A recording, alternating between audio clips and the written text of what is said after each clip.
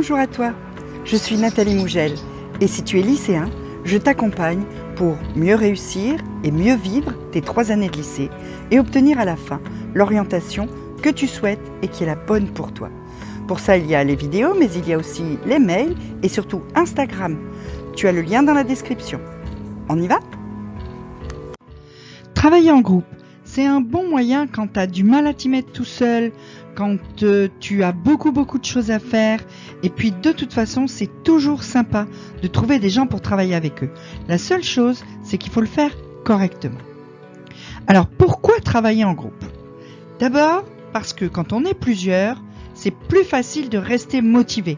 Même quand c'est dur, mais quand il y a beaucoup de choses à faire, qu'on est fatigué, quand on a un rendez-vous avec quelqu'un et qu'on sait qu'on va devoir présenter quelque chose, qu'on va devoir écouter les autres, etc., eh ben, on est plus motivé, on laisse moins facilement tomber que si on est tout seul. Ensuite, parce que le groupe va forcément réunir des personnes qui ont des talents, qui ont des forces ou des faiblesses qui sont différents. Donc en fait, chacun va apporter sa pierre à l'édifice et va donner aux autres quelque chose et prendre aux autres aussi ce qui lui manque à lui. Ce qui fait que dans un groupe, ce qui est bien, c'est qu'on a une chance de se compléter et donc du coup, c'est le fameux adage, à plusieurs cerveaux, on sait plus de choses. Ensuite, le travail est mis en commun, donc tu gagnes du temps. Les autres vont faire des choses dont tu vas profiter. Toi, tu vas faire profiter les autres de ton travail et chacun va gagner du temps par rapport à une situation où chacun est tout seul de son côté à tout faire. Et puis aussi parce que dans le groupe, vous allez pouvoir partager vos méthodes et vos astuces de travail. Chacun a ses méthodes, chacun a ses astuces et parfois celles des autres, elles marchent aussi pour toi. Et donc tu vas pouvoir gagner en efficacité et pour ça le groupe, ça marche super bien aussi. Alors il y a des méthodes spécifiques au travail en groupe. On ne travaille pas en groupe de la même façon qu'on travaille tout seul. Par exemple, c'est très intéressant quand on travaille en groupe de faire des sessions que j'appelle « C'est moi le prof ». C'est-à-dire qu'il y en a un de vous qui prépare une forme de présentation pour les autres d'un point du programme qui est à réviser et qui explique aux autres donc ce point du programme. Quand tu expliques quelque chose à quelqu'un d'autre, ça t'oblige à reformuler les choses que tu as apprises et ça te permet de vérifier que tu as bien compris. Si tu arrives à l'expliquer à quelqu'un qui le comprend quand tu l'expliques, c'est que toi-même tu as déjà bien compris. Donc c'est vraiment un très bon exercice à faire en groupe que de se passer quelque part le relais de prof. Et puis, quand on est plusieurs, on peut jouer et apprendre en jouant.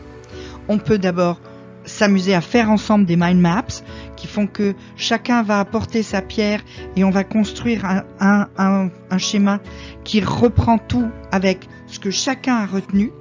Et donc, du coup, ça permet à tout le monde ensuite d'avoir une vision claire de l'ensemble. Et puis à plusieurs, on peut aussi jouer à des jeux de culture générale. C'est bien connu. Avant le grand oral de Sciences Po, il y a beaucoup d'étudiants qui passent leur soirée à jouer au Trivial Pursuit ou à des jeux de culture générale qui leur permettent d'apprendre tout un tas de petites choses qui permettront de répondre à une question probablement idiote dans l'absolu, mais qui est importante pour le jury.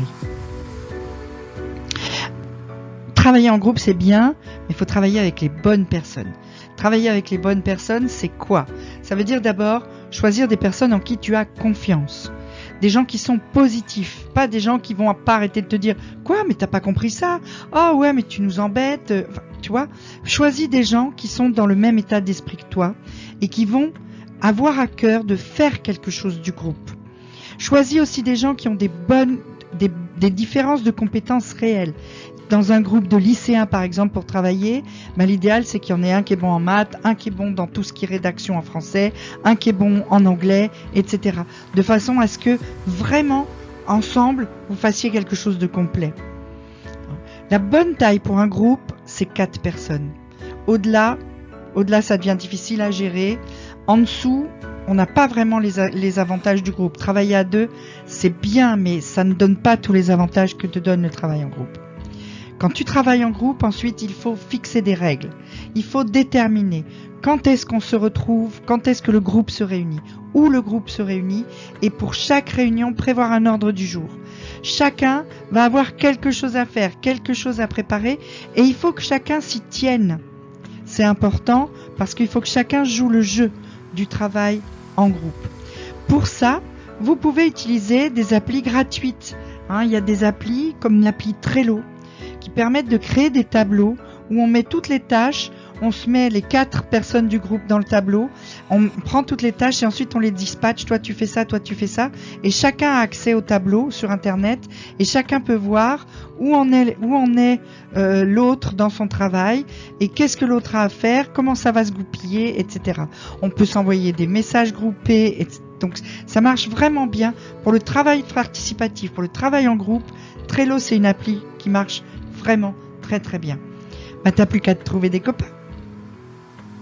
Si tu as des questions sur ce sujet, tu peux me les poser en commentaire, je te répondrai. Et puis surtout, tu peux t'inscrire à mes mails Réussir demain au lycée en cliquant sur le lien dans la description. Tu peux me suivre sur Instagram, je te donne plein de tips.